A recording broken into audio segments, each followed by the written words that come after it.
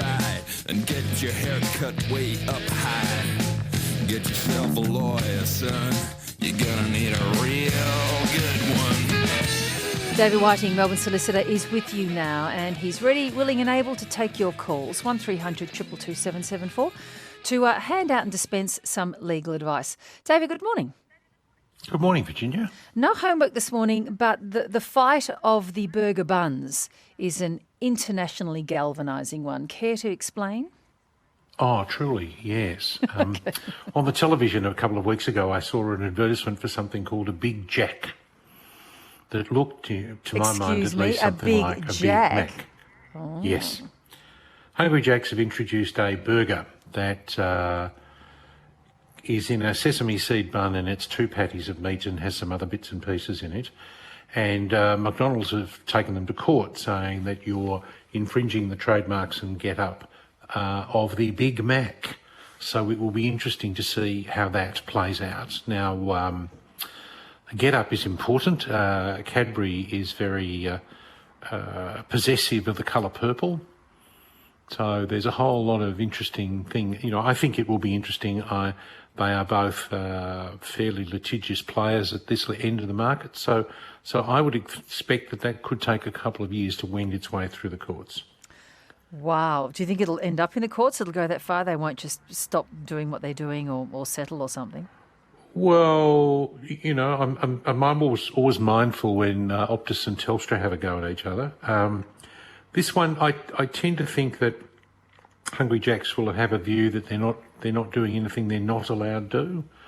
And my view is they will have put a lot of effort into getting to where they are. So, yep, I think it'll go to court. I was actually quite interested to see Annabelle Crabb tweeting on this one this morning, and she said, despite the world falling apart, 2 bloated burger chains can still find the dollars to bicker expensively about the resemblance of a burger to a burger. I'm enraged by this, probably disproportionately, I know, but I think I share Annabelle's sentiment this morning. Do you? Yes, absolutely. Yep. Waste of time, waste of money, waste of resources. Honestly, about a burger. Oh, yep, agreed. But from whose point of view? From whose point of view, exactly. Yes. Let's take some calls. 1300 222 774 is the number. David Whiting is here with you to answer a few of your queries. And we'll start with Andrew in Blackburn. Andrew, good morning. What's happening? Yes, I'm an owner of a corner block that was subdivided before I bought the property. Mm-hmm. The neighbour at the back is building a new house on that block, and they want to run a domestic mains water from my property, from the meter connection in my property through to their property. I'm just wondering, can I let them Andrew, do that? The proposition from each of the water supply companies is that you need to be separately supplied. So the expectation is that there would be a direct connection from Yarra Valley Water to their property. Do they want to take an easement through your property, do they? Well, look, the situation is there's actually on my property, there's a main meter and 2 sub-meters. So one sub-meter is connected to my property, and apparently years and years ago, the other meter was connected to the other property. Or it might have been a flat or something like that in the backyard, yes? No, they were both houses. One house at the back of my place has been demolished, and they're building another one, and they want to run a new water supply through my property. Andrew, you're quite entitled to say no. Okay. Do you want to say no, or do you want to say yes, Andrew? I might say yes for a couple of cases of wine. I think if I was the neighbour at the back, I wouldn't want an informal agreement to run a water pipe to your property. I would want some kind of registered easement so I knew that I would have access to maintain the pipe in the future. Yeah, I think it's very short-sighted from your neighbour's point of view.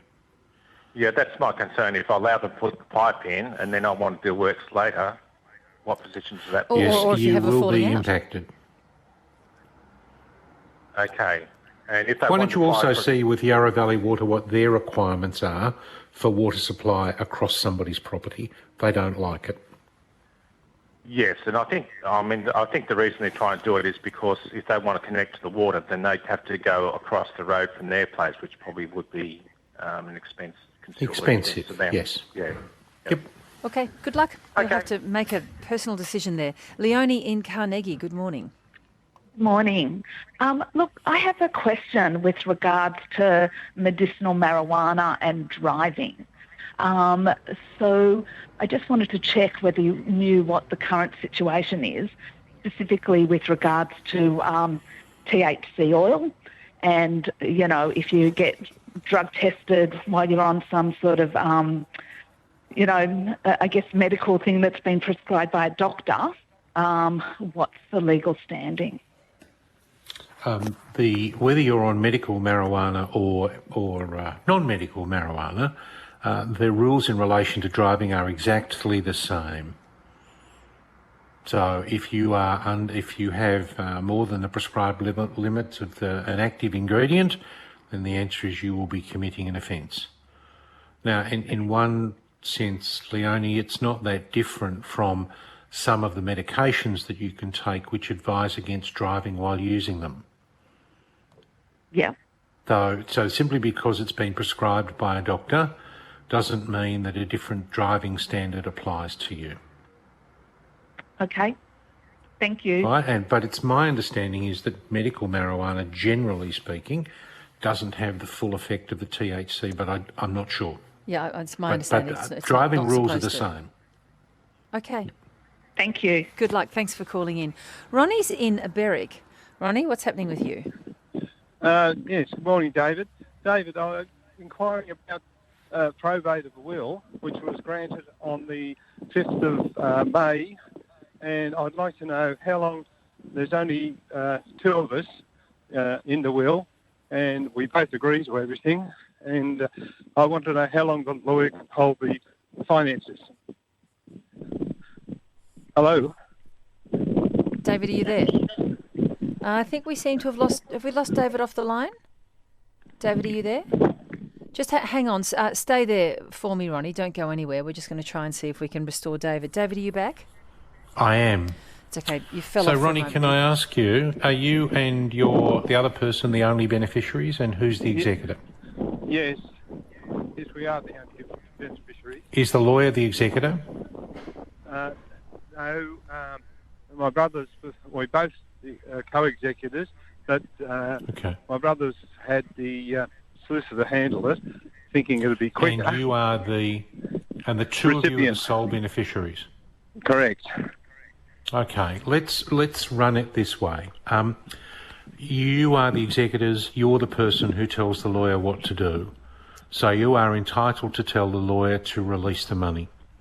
Right. Now, there's a couple of things that you need to consider, and that is that if there are other creditors that come forward, you may need to put some money back in, and your brother might have different capacities to do that.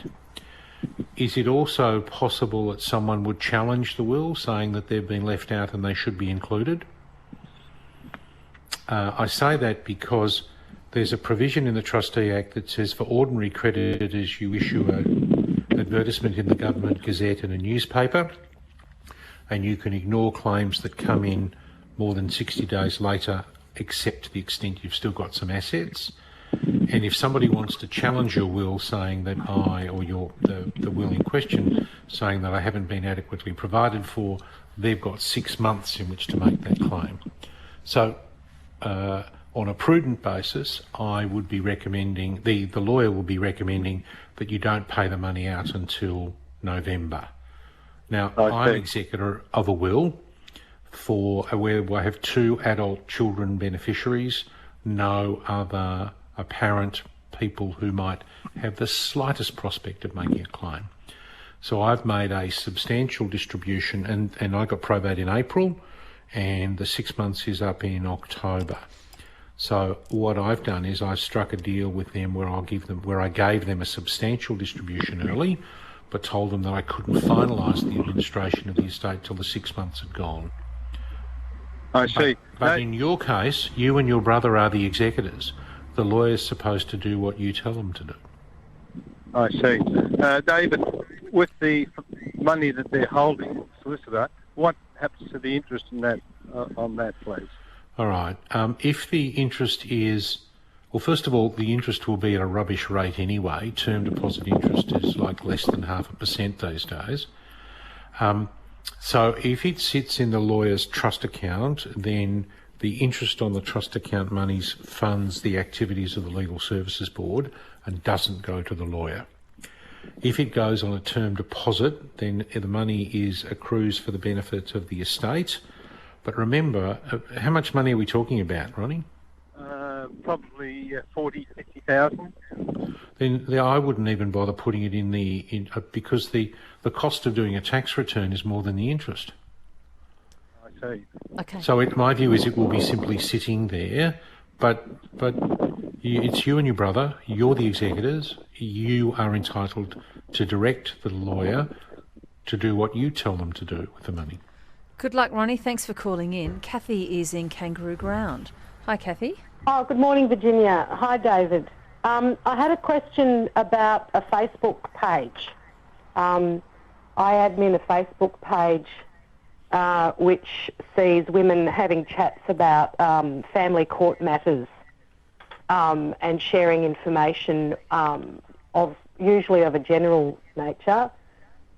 It's got thousands of members, and sometimes, however, some of the information that they share probably is pertaining to live matters before the court.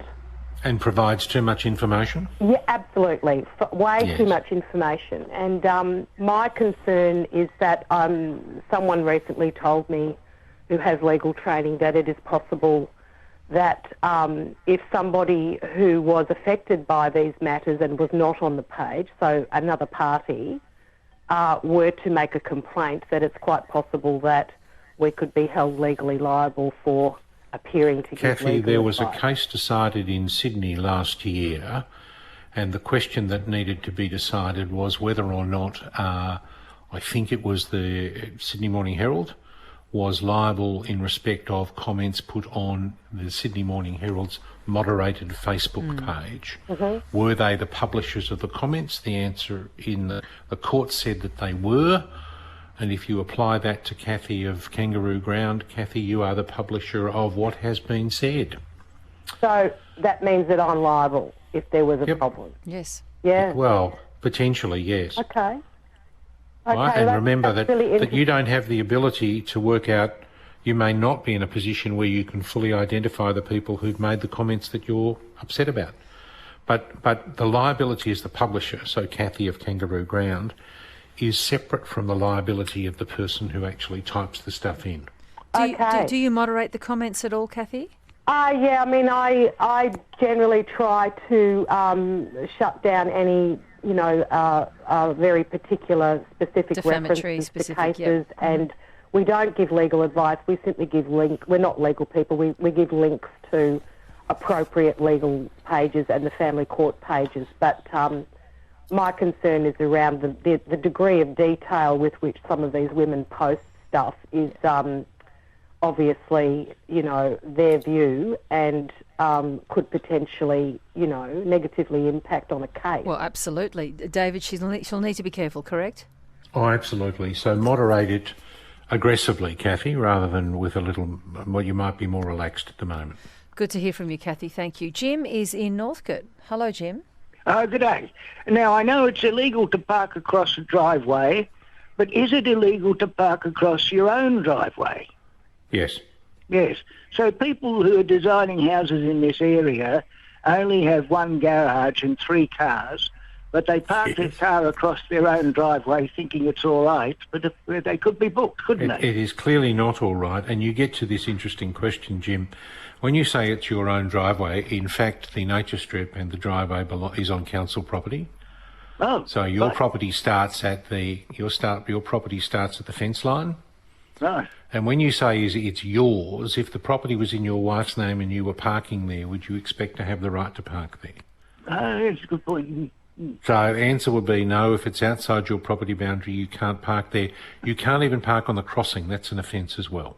Yeah, so all these people that are designing their houses with only one garage to save space in this area, because it's a short area, but they're using their driveways to park their cars across the driveways because other cars are parking in the street. Do you understand what I mean? Oh, exactly. I mean, it's if you're living in Richmond, you've got to be home by 7 o'clock at night. Otherwise, you've got no hope of getting a car parked. Yeah, that's very true. You just drive around. That's the problem. I didn't even live there, but I know that. There is no easy answer. Yep. Good to hear from you. Thank you. Paul is in Springvale. Hi. Hi, David. Hi, Virginia. How are you? Good, thanks. Nice one. David, I recently bought a block in country Victoria, and it's been subdivided, and I was just wondering if I had to pay for the crossover. Look, I act for a couple of developers with blocks in country Victoria, Paul, and one of them regularly includes the crossover and one of them regularly does not include the crossover. Right. So what you've done is you've bought whatever the documentation gave you. If there wasn't a requirement for the developer to do the crossover, then you are stuck with paying for the crossover. One of the issues that I've found is that quite often your client's got an idea as to where the crossover is to go, and the person who buys the property wants it on the other side because of the house alignment. Can I ask the dumb question, because I don't know what a crossover is, David? Okay, well, it's the breaking of the curb and the laying down of generally concrete between there and the footpaths for access to your car. Okay, right. So your car can get off the road. The thing that we were parking over just before in our earlier call. We were parking in front of, yes. Yes, that's Can right. I just ask one more question, David? Sorry. With the property as well, the boundaries haven't been fenced. Is it our responsibility to fence the property? No, but it's probably not anybody else's responsibility either. So if you are the first person on the subdivision and you build your house and you build a fence, you've got no ability to get any of the money back from your neighbour for the fencing. Again, a developer would normally put a condition in the contract that says if you buy my property and you then say, I now want the developer neighbour who still owns the block next door to contribute to the fence, there's a fencing agreement in the contract that says their contribution is to be $1. Right. So it really depends on how quickly you want to build. Can I also say that if you are going to build a house, council will require a crossover. Right, yes, yep. Okay. Beautiful. Thank you very much. Good to hear from you. Thanks so much. Neil has called in from Mount Martha with a banking question. We love those. Hi, Neil. Hello, I'm online. Thank you, Dave. You are. Go ahead.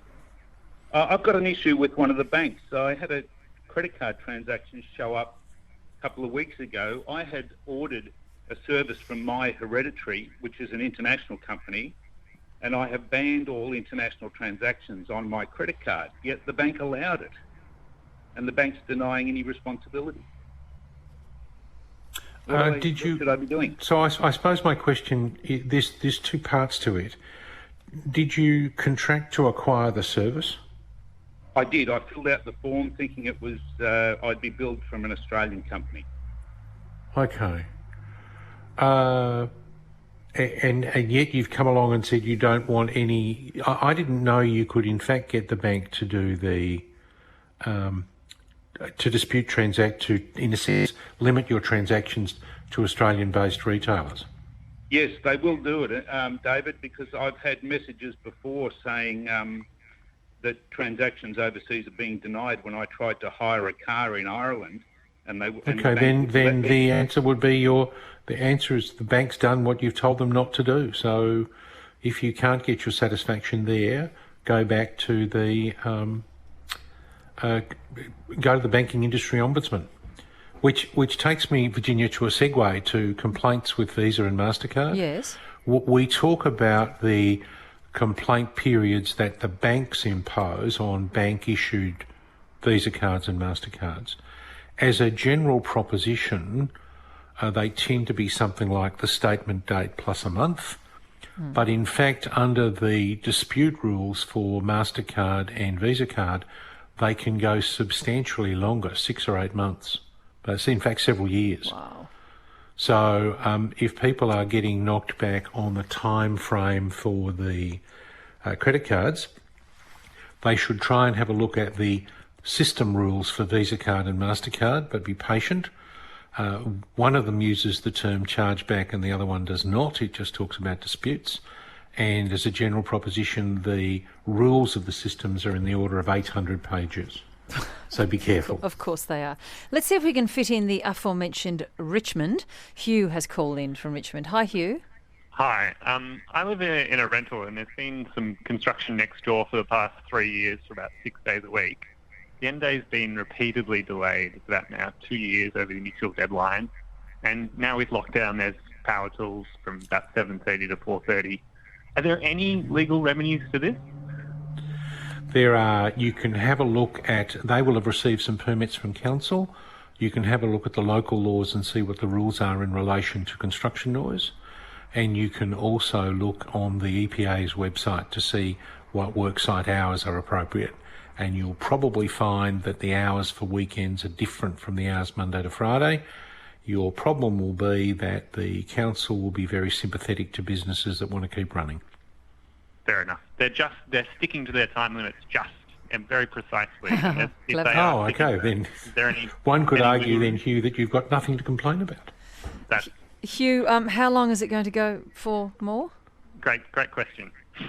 Oh dear, good luck. Yep, the perils of living in the inner city. Know it well. David, really good to chat to you. No homework? No, another week off. I just don't know what to do with myself. I'll put my feet up and watch Netflix if I were you, and we'll see you next Tuesday. Done. David Whiting there, Melbourne solicitor, and his free legal advice. Thanks for calling in, everyone.